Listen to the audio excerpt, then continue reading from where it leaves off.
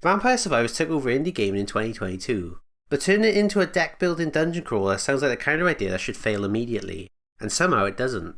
These two games have cemented this series as one I'll always have to play regardless of what genre they tackle. I've never gone into deck builders, but this game has made me fall in love with them, so why is it so good? Like Survivors, it focuses on being simple at first. You collect cards and pick when to play them. The game then auto-attacks for you. It shares a lot of DNA with Survivors. You get XP when killing enemies. When you level up, you get a pick from a selection of upgrades.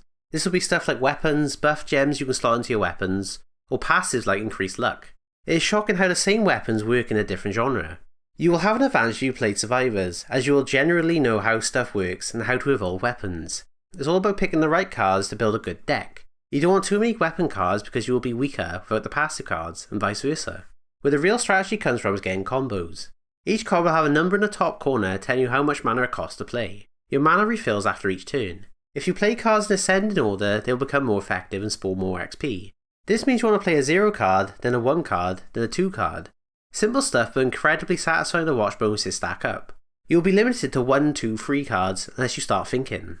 One of the best moments of the game for me is when I figured out you can create minus cards. So if a card is 0 and you put a -1 gem into it, the card will become -1. What makes this interesting is you get 1 mana back, and it will allow you to create longer combos. Now you can do -1, 0, 1, 2, 3. The bonuses keep stacking. This changed how I played the game. Cards only have 1 gem start early on, so you have to think which cards work best with what gem. You can purchase more slots for your cards back in the village. Gems also come with all different abilities. You could have one that adds armor when the card is used, or one that does double damage, or one that does an attack when the card is used. With this, passive cards can also attack when used, meaning you never have to stop your damage output. Gems are a lot to think about when picking upgrades, but gems aren't the only thing adding complexity to your deck.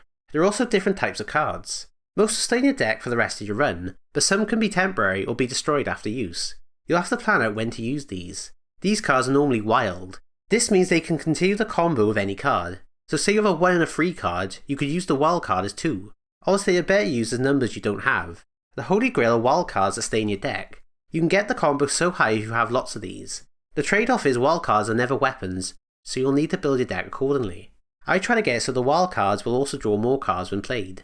The game is more than happy for you to try and break it. You can have a ridiculous amount of cards drawn at once. It feels nuts. If you're clever as well, you can find ways to keep playing the same cards over and over in one turn. The game accounts for this. The cards will break if they're overused and spawn a powerful Reaper enemy to stop you from abusing it. But like in Survivors, you can kill this Reaper through the more bonuses. The playable characters are also in this game. They will determine your starting cards, and they come with different buffs. Things like when a yellow card is played, you draw an extra card, or when a red card is played, you get more luck. Your character will normally dictate your build, but it still depends on what upgrades the RNG gives you. This game has generally made me want to try other deck builders. It tickles my brain, but this is only half the game. The other half is the crawling. It's okay. You get randomly generated maps you can walk around on a grid.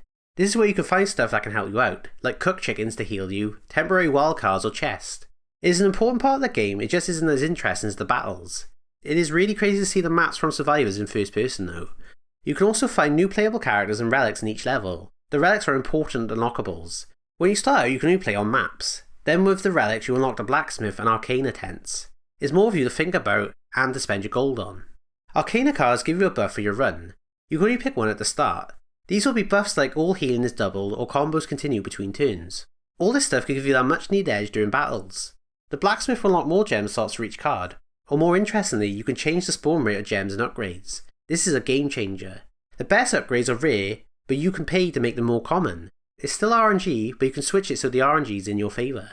The game's main progression is the same as Survivors, the unlock page. It will give you a list of objectives you should be doing, like get level 10 with a certain character, or get 100 kills with the axe. Doing these will unlock new cards for you to use, which will lead to more gameplay options. This gameplay loop works in Survivors, and it works here. The art direction is the same as Survivors but is in first person now. It still looks good and is charming. The UI is clear and each card tells you what it does. There is no confusion, which is important for this type of game. Character models and environments are taken straight from the previous game. I like the Castlevania inspired look. The sound design is still top notch and the music is jazzy. The sound that comes with getting a high combo is addicting. Ultimately, they managed to catch lightning in a bottle again. I had a great time playing this. It's got me into a genre I don't usually play. Strongly recommend giving it a go. I'm hoping this game gets the same ongoing support as Survivors. If they want to keep adding updates from that game into this one, I'm here for it. This feels like the kind of game you accidentally play for 4 more hours whilst telling yourself you're only going to do 1 more run. Time to rank it. Is it better than Survivors for me? I think it is. It's the same satisfying simple gameplay, but the added strategy here is just pushing it above Survivors for me. But I still don't think I could put it above Gears of War. That game's characters and worlds putting it above Crawlers for me. New number 13. I can already tell it's been one of those games I keep randomly coming back to for years.